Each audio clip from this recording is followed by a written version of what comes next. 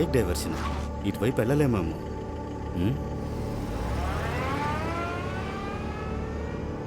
హే, ఇటువైపు ఎందుకు వెళ్తున్నావు? ఇక్కడ రోడ్డే లేదనుకుంటా. ఇటువైపు ఏదో రోడ్డు వెళుతుందిగా, వెళ్ళి చూద్దాంరా.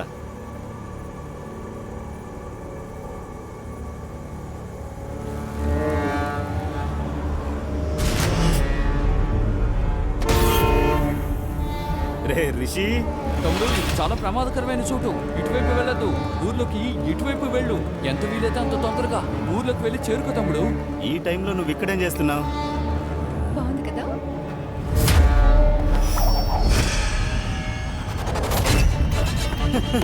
హేమా, హేమా,